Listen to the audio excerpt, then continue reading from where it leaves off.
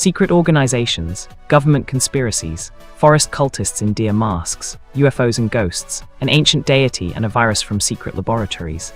No, this isn't another episode of The Twilight Zone. It's the isometric survival game I Hate This Place, based on the comic book series of the same name in classic 80s style. The plot perfectly matches the recognizable atmosphere. Elena, together with her friend, arrives in her hometown to uncover the mysteries of her childhood. Instead, she finds an abandoned bunker, fights mutants in underground laboratories, and even comes face to face with the local cult. Now the heroine must not only search for answers, but also survive in a hostile and incomprehensible world. Play A Quiet Place, the story of Elena and her friend Lou, begins with an innocent trip to a remote rural area where they spent their childhood. However, it wasn't homesickness that brought them there. When Elena was a child, her mother disappeared without a trace. Now the girl wants to find out the truth and finally close this chapter of her life. Supernatural forces can't be avoided, so the friends decide to summon the local deity, the Horned Man, and get some answers. Things don't go according to plan. During the ritual, Lou vanishes, and Elena is left alone with the night forest and its monsters. To escape, she must make her way through the bunker and get acquainted with the creatures that inhabit it.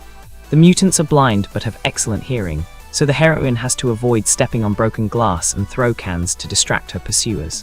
The comic-style sound effects come in very handy. Thanks to the popping text, you can intuitively understand what makes more noise. The missing friend seems to have vanished into thin air. She wasn't at the ritual site, nor in the forest, nor even in the bunker. Elena isn't ready to give up, so she turns to her aunt, who runs a nearby farm. At the same time, she gains a temporary shelter that can be improved and upgraded.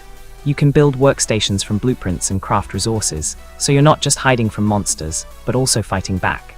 This isn't Darkwood. No one will attack your house at night, although that would definitely raise the tension level. Local solver, after resting and gathering resources, Elena sets out to search for her friend while also exploring the area. In the small village there are fields and farms, a cemetery with a swamp, abandoned mines, and hunting cabins. Each region has its own set of mini-quests, stories, and characters who can provide clues about Lou's whereabouts. It took me more than 7 hours to complete all the tasks and fully uncover the map. The game features a dynamic day-night cycle. During the day it's a pleasant, albeit strange, backwards area, while at night it turns into real horror with zombie deer, spiders, mutants, and other terrifying creatures. Unfortunately, the game stops being scary quite quickly. Once you get firearms, the dark and atmospheric stealth action almost turns into a slasher. Yes, the developers wrote on Reddit that they provided several ways to play, but when bullets and guns are so easy to obtain, you don't really feel like sneaking past monsters for long or distracting them with cans. It's much faster and more fun to shoot them, set them on fire, throw a grenade, or zap them with a taser. Not only are there plenty of supply containers on the maps, but at home you can craft almost infinite amounts of ammunition. All you need is the desire to collect resources for the workstations. By the middle of the game, my heroine had turned into a walking arsenal with pistols, shotguns, rifles, and assault rifles that somehow fit into her backpack. Of course, the night locations still scared me with jump scares and heavy atmosphere, but the survival game had transformed into a resource-consuming shooter because there was simply nowhere to spend all the supplies. Even the bosses don't pose much of a threat. Most of the time, I was happy to have the chance to unload extra weight and burn through supplies, a luxury unheard of in most other survival games. While searching for Lou, Elena gets into all kinds of adventures, helping cultists bring a goat for sacrifice, repairing a flooded bunker, investigating the appearance of a ghost, fearlessly descending into an abandoned mine, all to reach the Horned Man and find out why he took her mother and what he wants by sending mutants to the village. I Hate This Place collects every possible cliché from 80s movies, creating the image of that era, wrapped in a very stylish comic book aesthetic.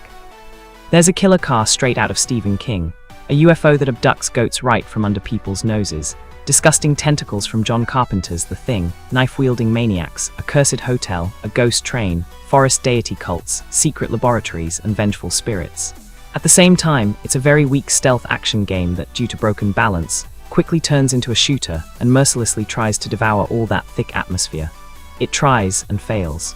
Because despite everything, I finished the game in one breath.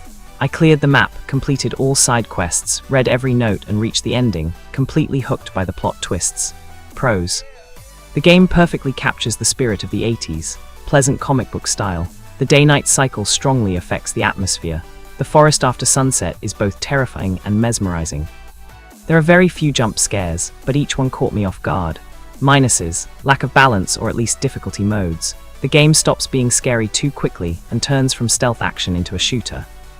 The writing leaves much to be desired. The game lacks strict story rails to help the player stay focused on the main quest.